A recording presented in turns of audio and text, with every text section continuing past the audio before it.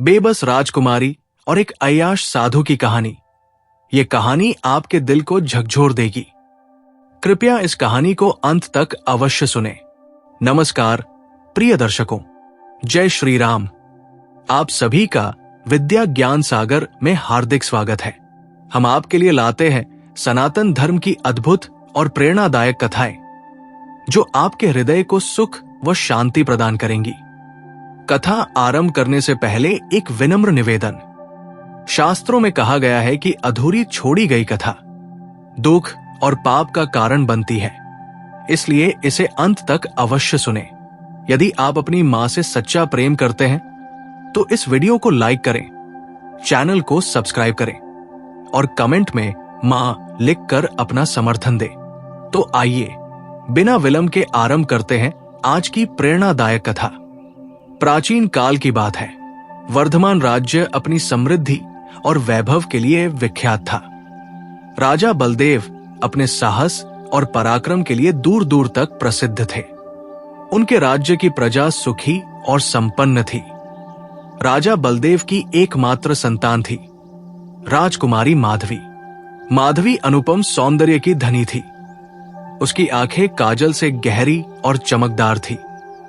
उसके लंबे बाल काले बादलों की तरह लहराते थे और उसकी मुस्कान ऐसी थी जैसे पूर्णिमा का चांद धरती पर उतर आया हो। माधवी बचपन से ही संयमशील और धर्मपरायण थी। उसने अपने महल के चारों ओर के संसार को ही जीवन समझ लिया था, परंतु उसके मन में एक अजीब सी बेचैनी थी। उसकी आत्मा जैसे किसी खोज में थी। वो अक्सर महल के बागीचे में जाकर घंटों अकेली बैठी रहती थी, जहां हवा के हल्के झोंके उसके बालों को सहलाते थे। राजा बलदेव माधवी के विवाह को लेकर चिंतित थे। कई बड़े राजाओं और राजकुमारों ने उसका हाथ मांगा, पर माधवी ने सभी प्रस्ताव ठुकरा दिए। उसे लगता था कि उसका भाग्य किसी और दिशा में लिखा गया है। एक दिन वर्धमान राज्य के उपवन में एक साधु का आगमन हुआ। वो देखने में तेजस्वी था, परंतु उसके नेत्रों में एक अजीब सा आकर्षण और गहराई थी। साधु का नाम था राघव।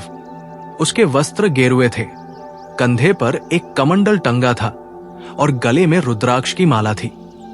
उसकी चाल में आत्मविश्वास था और उसके चेहरे पर एक मोहक मुस्कान थी। राघव का व्यक्तित्व जितना साधु का था, उसका स्वभाव उतना ही विचित्र।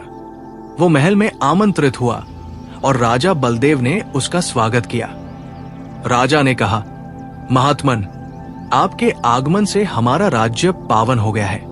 कृपया मेरे महल में विश्राम करें। राघव ने अपनी मंद मुस्कान के साथ स्वीकृति दी। वो महल में ठहर गया। धीरे धीरे उसका प्रभाव पूरे महल पर छाने लगा।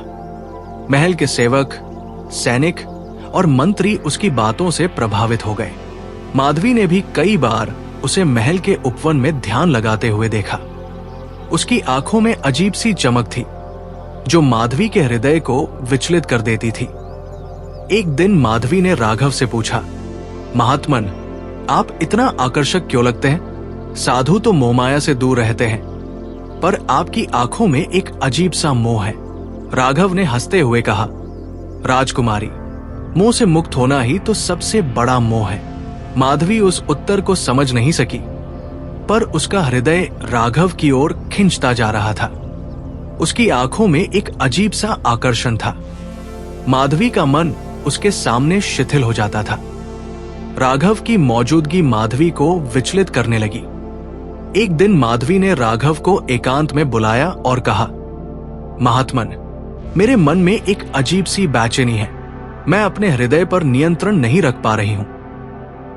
आप मेरी इस पीड़ा का समाधान कीजिए। राघव ने उसकी ओर देखा और मंद स्वर में कहा, राजकुमारी, प्रेम एक ऐसी अग्नि है जो हर हृदय को तपाती है।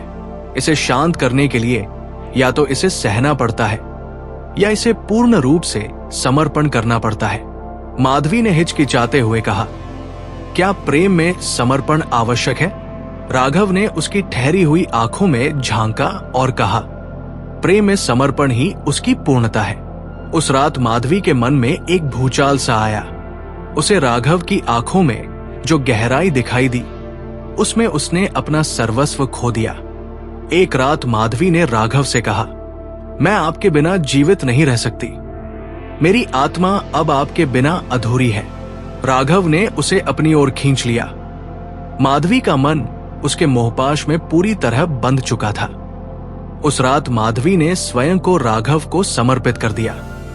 राघव ने भी उसे प्रेम के सबसे गहरे बंधनों में बांध लिया। समय बीता और माधवी के हाव भाव बदलने लगे। एक दिन राजवैद्य ने घोषणा की कि माधवी गर्भवती है। यह सुनकर राजा बलदेव के पैरों तले जमीन खिसक गई। राजा ने माधवी को बुलाकर पूछा, माधवी, ये किसका संतान है? माधवी ने लज्जा से सिर झुका लिया। राजा ने क्रोधित होकर कहा, कौन है वो पुरुष जिसने मेरी प्रतिष्ठा को कलंकित किया है? माधवी ने धीमे स्वर में कहा, पिताजी, वो कोई और नहीं बल्कि महात्मा राघव है। राजा बलदेव का क्रोध भयंकर था। उन्होंने राघव को दरबार में बुलाया और क्रोधित स्वर में कहा, महात्मन, आपने मेरी पुत्री की अस्मिता से खिलवाड़ किया है। आप साधु हैं या कोई छलिया? राघव ने शांत स्वर में कहा, राजन, प्रेम छल नहीं होता। प्रेम जीवन का सबसे बड़ा सत्य है। मैंने माधवी से प्रेम किया है, ये अपराध नहीं है। बलदेव ने क्रोधित होकर कहा, तुम्हें मृत्यु दंड दिया जाएगा। राघव ने हंसते हुए कहा, राजन, प्रेम को मृत्यु से नहीं रोका जा सकता। यदि आप प्रेम को मृत्यु देना चाहते हैं तो आगे बढ़िए। राजा ने सैनिकों को आदेश दिया, राघव को कारागार में डाल दो। कल सूर्योदय के साथ उसका वध कर दिया जाएगा।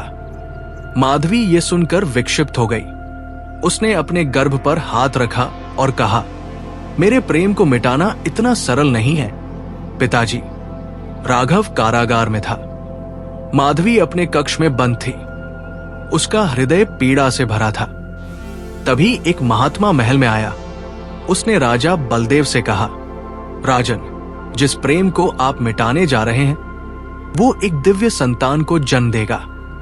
यदि राघव की मृत्यु होगी तो ये संतान भी अंधकार में चली जाएगी। राजा बलदेव के मन में संशय उत्पन्न हुआ। दूसरी ओर माधवी ने संकल्प लिया कि वो अपने प्रेम की रक्षा के लिए हर बंधन को तोड़ेगी। आगे क्या होगा? क्या राजा बलदेव राघव को क्षमा करेंगे? क्या माधवी अपने प्रेम को बचा पाएगी? क्या गर्भ में पल रही संतान का भविष्य उज्जवल होगा या अंधकार में डूब जाएगा? राघव कारागार में बैठा था। उसके चेहरे पर न कोई भय था, न ही कोई पश्चाताप। उसकी आंखें बंद थी, होठों पर मंद मुस्कान थी, मानो उसे मृत्यु का कोई भय न हो। परंतु महल के वातावरण में तनाव गहरा रहा था। राजा बलदेव ने सैनिकों को आदेश दे दिया था कि सूर्योदय के साथ राघव का वध कर दिया जाए। उधर माधवी अपने कक्ष में बेचैन थी। उसके गर्भ में पल रही संतान जैसे उसकी हर सांस को महसूस कर रही थी। माधवी के मन में उथल पुथल मची थी। एक ओर उसका प्रेम था तो दूसरी ओर उसका कर्तव्य। पिता के आदेश का उल्लंघन करना उसके संस्कारों के विरुद्ध था। परंतु अपने प्रेम को मिटते देखना भी उसके बस में न था। रात्रि का तीसरा प्रहर था। महल में सब कुछ शांत था। माधवी के मन में तूफान चल रहा था। उसने दृढ़ निश्चय कर लिया कि वो राघव को बचाने के लिए कुछ भी करेगी। उसने अपने महल के द्वार से निकलने का उपाय सोचा। माधवी ने अपनी सेविका सुमित्रा को बुलाया। सुमित्रा, मैं राघव को बचाने के लिए कारागार जाऊंगी, तुम मेरी सहायता करोगी? सुमित्रा ने घबराते हुए कहा, राजकुमारी, ये बहुत खतरनाक है। राजा बलदेव को यदि पता चल गया तो? माधवी ने दृढ़ स्वर में कहा, प्रेम के मार्ग में कोई बाधा स्वीकार नहीं। मुझे अपने प्रेम की रक्षा करनी ही होगी। सुमित्रा ने माधवी के निश्चय को देखकर सिर झुका लिया। उसने कहा, मैं आपके साथ हूं राजकुमारी। माधवी ने अपने वस्त्र बदले और एक साधारण दासी के वेश में महल के पिछले द्वार से बाहर निकली। रात्रि का अंधकार उसके दृढ़ निश्चय के सामने फीका पड़ गया था। वो कारागार के द्वार तक पहुंची। द्वार पर तैनात सैनिकों को देखकर उसने सुमित्रा से कहा, मुझे राघव से मिलना है, ये राजा बलदेव का आदेश है। सैनिक संदेह से देखने लगे। माधवी ने अपने चेहरे से घूंघट उठाया। सैनिकों ने झुककर कहा, राजकुमारी, परंतु ये उचित नहीं है। राजा बलदेव ने किसी को भी राघव से मिलने की अनुमति नहीं दी है। माधवी ने कठोर स्वर में कहा, मैं राजा की पुत्री हूं। यदि राजा से दंड दिलवाना है तो अवश्य रोकिए, अन्यथा द्वार खोलिए। सैनिक झिझक गए और द्वार खोल दिया। माधवी धीमे कदमों से राघव के कक्ष में पहुंची। राघव ध्यान की अवस्था में बैठा था। माधवी ने उसका हाथ पकड़ा और कहा, राघव, उठो, मैं तुम्हें बचाने आई हूं। राघव ने आंखें खोली और मुस्कुराकर कहा, माधवी, प्रेम को बचाने की आवश्यकता नहीं होती, प्रेम अमर होता है। माधवी की आंखों में आंसू थे। उसने राघव के चेहरे को अपने हाथों से सहलाया और कहा, मैं तुम्हें मरने नहीं दूंगी, तुम्हारे बिना मैं जीवित नहीं रह सकती। राघव ने माधवी की ओर देखा और कहा, तुम्हें मुझ पर विश्वास है? माधवी ने कहा, अपने जीवन से भी अधिक। राघव ने कहा, तो देखो, चमत्कार होगा, प्रेम स्वयं अपने मार्ग बनाएगा। उसी क्षण माधवी के गर्भ में पल रही संतान ने हलचल की। माधवी ने पेट पर हाथ रखा। उसे लगा जैसे कोई दिव्य शक्ति उसके भीतर जाग उठी हो। तभी एक दिव्य प्रकाश उसके कक्ष में फैल गया। कारागार के द्वार अपने आप खुल गए। बाहर खड़े सैनिक अचंभित रह गए। राजा बलदेव को इसकी सूचना दी गई।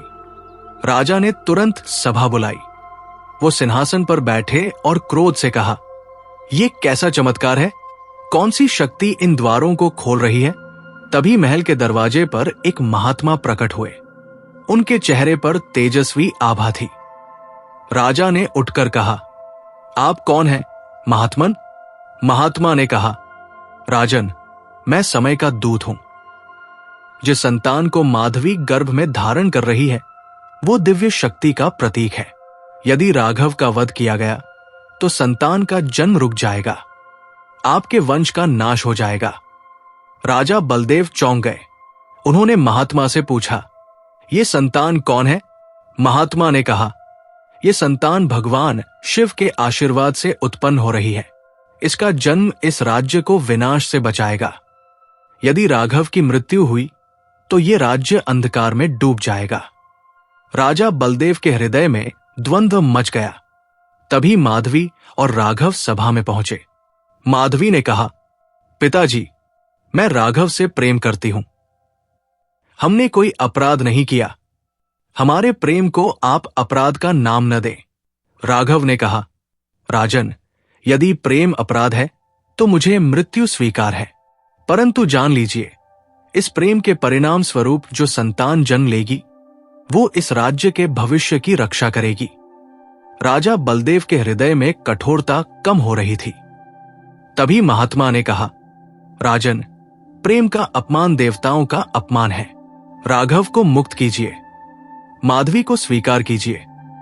राजा बलदेव ने गहरी सांस ली। उन्होंने कहा, यदि ये संतान ईश्वरीय आशीर्वाद है तो मैं इस प्रेम को स्वीकार करता हूं। राघव को मुक्त किया जाए। सभा में जय जयकार होने लगी। राघव ने माधवी का हाथ थामा। उसकी आंखों में संतोष और प्रेम का भाव था। महल के अंधेरे गलियारों में बलदेव का मंत्री भैरव ये सब देख रहा था। उसके मन में एक षड्यंत्र जम ले रहा था। भैरव ने स्वयं से कहा, इस प्रेम को मैं पूर्ण नहीं होने दूंगा। यदि राघव और माधवी का प्रेम पूर्ण हुआ तो मेरा अस्तित्व मिट जाएगा। इस संतान के जन्म के साथ मेरा सर्वनाश निश्चित है। भैरव ने महल के गुप्त रक्षकों को बुलाया और कहा, राघव और माधवी को जीवित नहीं रहने देना है। रात के तीसरे पहर में कारागार पर आक्रमण करो। संतान का जन्म नहीं होना चाहिए। राघव और माधवी के प्रेम की अंतिम परीक्षा अब प्रारंभ हो चुकी थी। क्या प्रेम इस षड्यंत्र को हरा पाएगा? क्या संतान का जन्म होगा या भैरव की कुटिल योजना सफल होगी? महल के गलियारों में रात का सन्नाटा छाया हुआ था। दियों की मंद लौ हवा के झोंकों से डगमगा रही थी। माधवी और राघव अपने कक्ष में बैठे थे। माधवी ने राघव का हाथ थाम रखा था। उसकी आंखों में संतोष और प्रेम का भाव था, परंतु उसके हृदय में एक अनजाना भय भी समाया हुआ था। राघव ने माधवी के चेहरे को अपनी हथेलियों में लिया और कहा, डरो मत माधवी, प्रेम के मार्ग में भय के लिए कोई स्थान नहीं होता। माधवी ने कहा, परंतु मुझे ऐसा लग रहा है जैसे कोई अनहोनी होने वाली है। पिताजी ने हमारे प्रेम को स्वीकार तो कर लिया है, परंतु भैरव की आंखों में जो क्रूरता है वो मुझे विचलित कर रही है। राघव ने मुस्कुराकर कहा, यदि प्रेम सच्चा हो तो कोई षड्यंत्र उसे मिटा नहीं सकता। माधवी ने अपना सिर राघव के कंधे पर टिका दिया। तभी अचानक एक सेवक घबराते हुए भीतर आया और बोला, राजकुमारी, महल में सैनिकों की हलचल बढ़ रही है। भैरव ने कुछ सैनिकों को कारागार की दिशा में भेजा है। राघव ने तुरंत खड़े होकर कहा, भैरव ने षड्यंत्र रचा है, हमें सावधान रहना होगा। माधवी ने कहा, परंतु पिताजी ने तो राघव को क्षमा कर दिया है, फिर भैरव ऐसा क्यों करेगा? राघव ने गहरी सांस ली और कहा, भैरव शक्ति के पीछे भागता है। वो जानता है कि तुम्हारे गर्भ में पल रही संतान एक दिव्य शक्ति का प्रतीक है। यदि इस संतान का जन्म हुआ तो उसका प्रभाव और शक्ति समाप्त हो जाएगी। माधवी ने कहा, तो हमें क्या करना चाहिए? राघव ने कहा, हमें यहां से निकलना होगा। यदि भैरव के सैनिक हमें पकड़ लेंगे तो सब कुछ नष्ट हो जाएगा। महल के गलियारों में सैनिकों के कदमों की आवाज सुनाई देने लगी। भैरव अपने कुछ विश्वास पात्र सैनिकों के साथ कक्ष की ओर बढ़ रहा था। उसके चेहरे पर एक खतरनाक मुस्कान थी। उसने सैनिकों से कहा, राघव और माधवी को जीवित नहीं छोड़ना है। यदि संतान का जन्म हुआ तो हमारा अंत निश्चित है। राघव ने माधवी का हाथ पकड़ा और गुप्त मार्ग की ओर बढ़ा। वो मार्ग महल के पिछले हिस्से में एक गुप्त द्वार की ओर जाता था, जो जंगल की ओर खुलता था। भैरव के सैनिकों ने माधवी के कक्ष को घेर लिया। कक्ष के द्वार को तोड़ा गया, परंतु भीतर कोई नहीं था।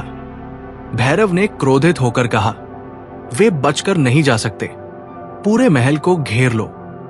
राघव और माधवी गुप्त मार्ग से निकल चुके थे। माधवी के गर्भ में हलचल तेज हो रही थी। माधवी ने राघव का हाथ कसकर पकड़ लिया और कहा, राघव, मुझे ऐसा लग रहा है कि संतान का जन्म निकट है। राघव ने कहा, हमें शीघ्रता करनी होगी। जंगल के दूसरे छोर पर एक आश्रम है, वहां महात्मा के आशीर्वाद से संतान का जन्म होगा। राघव और माधवी अंधेरे जंगल में आगे बढ़ रहे थे। पीछे भैरव के सैनिकों की आवाजें सुनाई दे रही थी। सैनिकों के हाथों में जलती हुई मशालें थी। राघव ने माधवी से कहा, तुम चलती रहो, मैं इन सैनिकों को रोकने का प्रयास करता हूं। माधवी ने घबराकर कहा, राघव, नहीं, मैं तुम्हें अकेला नहीं छोड़ सकती। राघव ने माधवी की आंखों में झांका और कहा, प्रेम का सबसे बड़ा बलिदान यही है, अपने प्रिय की रक्षा के लिए खुद को समर्पित कर देना। राघव ने माधवी को एक बड़े वृक्ष के पीछे छिपने को कहा। फिर वो तलवार उठाकर सैनिकों के सामने आ खड़ा हुआ। भैरव के सैनिकों ने राघव को घेर लिया। भैरव ने हंसते हुए कहा, राघव, तुम्हारे प्रेम की कहानी आज समाप्त हो जाएगी। तुमने एक साधु होकर प्रेम का अपराध किया है, अब इसकी सजा तुम्हें मिलेगी। राघव ने दृढ़ स्वर में कहा, प्रेम अपराध नहीं होता भैरव, प्रेम तो परमात्मा का स्वरूप है। यदि प्रेम के लिए बलिदान देना पड़े तो मुझे इसका गर्व होगा। भैरव ने क्रोध से कहा, मारो इसे। सैनिकों ने राघव पर हमला किया। राघव ने वीरतापूर्वक लड़ाई की। उसने एक एक सैनिक को परास्त किया, परंतु भैरव के सैनिक अधिक संख्या में थे। एक सैनिक ने पीछे से राघव पर वार किया। राघव घायल होकर भूमि पर गिर गया। माधवी ने चीखते हुए कहा, राघव। माधवी दौड़कर राघव के पास आई। राघव के होठों पर रक्त था। उसने माधवी के चेहरे को देखा और कहा, माधवी, ये प्रेम की अग्नि परीक्षा है, तुम्हें इसे पार करना ही होगा। भैरव ने हंसते हुए कहा, अब ये संतान भी नहीं बचेगी। माधवी के नेत्रों में रक्त उतर आया। उसने अपने गर्भ पर हाथ रखा और कहा, मेरे प्रेम को मिटाना इतना सरल नहीं है भैरव। तभी अचानक आकाश में गर्जना हुई, बिजली चमकी, माधवी के गर्भ से दिव्य प्रकाश फूटा। भैरव ने आंखें बंद कर ली और चीखा, ये क्या हो रहा है? माधवी के शरीर से एक दिव्य आभा प्रकट हुई। तभी एक दिव्य स्वर गूंजा, ये संतान स्वयं भगवान शिव का स्वरूप है, इसे कोई नष्ट नहीं कर सकता। भैरव पीछे हट गया। दिव्य प्रकाश से उसकी आंखें जलने लगी। तभी राघव ने अंतिम बल संचित किया और भैरव के हृदय में तलवार भोंक दी। भैरव के मुंह से चीख निकली और वो भूमि पर गिर पड़ा। उसके सैनिक भयभीत होकर भाग गए। राघव ने माधवी का हाथ थामा और कहा, अब प्रेम की अग्नि परीक्षा समाप्त हो गई है। माधवी ने कहा, राघव, अब हमें इस संतान का स्वागत करना है। माधवी के गर्भ से दिव्य प्रकाश फूटा। एक दिव्य बालक का जन्म हुआ। आकाश से फूलों की वर्षा होने लगी। देवताओं के स्वर गूंजे, सत्य, प्रेम और त्याग की विजय हुई है। राघव ने माधवी का हाथ थामा और कहा, प्रेम ने फिर एक बार मृत्यु को पराजित कर दिया है। जंगल के बीचों बीच राघव और माधवी अपने नवजात शिशु को गोद में लिए बैठे थे। आकाश में दिव्य प्रकाश फैला हुआ था। देवताओं के स्वर अभी भी गूंज रहे थे। सत्य, प्रेम और त्याग की विजय हुई है। राघव ने बालक के चेहरे को देखा। उसका चेहरा दिव्य तेज से दमक रहा था। उसकी छोटी छोटी आंखों में मानो संपूर्ण ब्रह्मांड की शक्ति समाई हुई थी। राघव ने माधवी की ओर देखा और कहा, माधवी, ये बालक साधारण नहीं है, इसमें दिव्य शक्ति का वास है। इसका जन्म इस संसार को एक नया मार्ग दिखाने के लिए हुआ है। माधवी ने मुस्कुराते हुए कहा, परंतु इस बालक का भविष्य क्या होगा? राघव? राघव ने बालक के ललाट को चूमा और कहा, प्रेम और सत्य के मार्ग पर चलने वाले को किसी भय की आवश्यकता नहीं होती। ये बालक स्वयं इस संसार के अंधकार को मिटाएगा। माधवी ने बालक को अपने सीने से लगाया और कहा, इस बालक का नाम क्या होगा? तभी आकाश में महात्मा की वाणी गूंजी, ये बालक शिव का अंश है, इसका नाम शिवांश होगा। ये बालक अंधकार को मिटाकर प्रकाश का मार्ग प्रशस्त करेगा। राघव और माधवी ने एक स्वर में कहा, शिवांश। उधर महल में राजा बलदेव चिंतित बैठे थे। भैरव की मृत्यु के बाद महल के मंत्री और सैनिक असमंजस में थे। बलदेव ने अपनी सभा बुलाई। उन्होंने कहा, भैरव की मृत्यु के पश्चात महल की रक्षा कौन करेगा? क्या राघव और माधवी का प्रेम इस राज्य के लिए शुभ संकेत है? तभी एक सैनिक ने आकर सूचना दी, महाराज, राघव और माधवी सुरक्षित है। उनके संतान का जन्म हो चुका है। बलदेव ने गहरी सांस ली और कहा, तो अब निर्णय का समय आ गया है। तभी सभा के द्वार खुले। राघव और माधवी बालक को गोद में लिए महल में प्रवेश कर रहे थे। उनके पीछे महात्मा चल रहे थे। राघव ने सिंहासन के समक्ष आकर सिर झुकाया और कहा, राजन, हम आपके समक्ष उपस्थित हैं। हमारी परीक्षा समाप्त हो गई है। अब निर्णय आपका है। बलदेव ने गंभीर स्वर में कहा, क्या यह सत्य है कि इस बालक में दिव्य शक्ति है? महात्मा ने कहा, हाँ राजन, ये बालक स्वयं भगवान शिव का अंश है। इसके जन्म से राज्य की रक्षा होगी। यदि इसे स्वीकार न किया गया तो राज्य का सर्वनाश निश्चित है। बलदेव ने बालक को गोद में लिया। बालक ने अपनी छोटी छोटी उंगलियों से बलदेव की अंगुली पकड़ी। उसी क्षण बलदेव के हृदय से समस्त क्रोध और संदेह समाप्त हो गया। उसकी आंखों में प्रेम के आंसू आ गए। बलदेव ने कहा, मैं अपने हृदय से इस प्रेम को स्वीकार करता हूं। राघव और माधवी का विवाह संपन्न होगा और ये बालक हमारे राज्य का भविष्य होगा। सभा में जय जयकार होने लगी। राजकुमार शिवांश की जय हो, महाराज बलदेव की जय हो, राघव और माधवी के प्रेम की जय हो। बलदेव ने राघव से कहा, राघव, तुमने प्रेम की सबसे कठिन परीक्षा दी है। अब मैं तुम्हें इस राज्य का सेनापति घोषित करता हूं। तुम अपने ज्ञान और पराक्रम से इस राज्य की रक्षा करोगे। राघव ने सिर झुकाकर कहा, महाराज, ये मेरे लिए सम्मान की बात है। मैं इस राज्य की सेवा तनमन से करूंगा।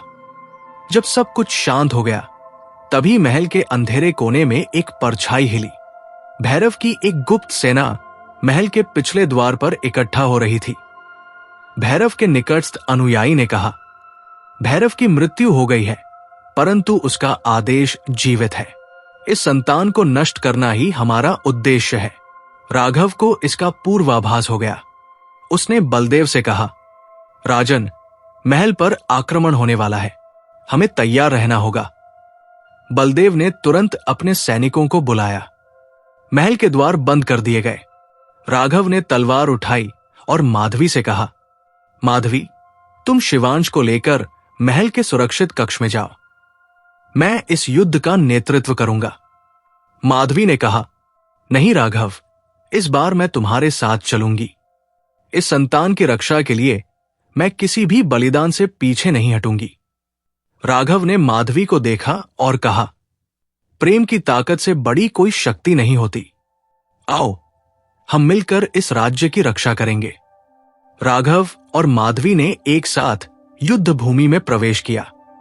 भैरव की गुप्त सेना ने हमला किया, परंतु इस बार राघव और माधवी अकेले नहीं थे। उनके साथ राज्य के वीर सैनिक खड़े थे। राघव ने भैरव की सेना पर प्रहार किया। माधवी ने भी तलवार उठाई और युद्ध में भाग लिया।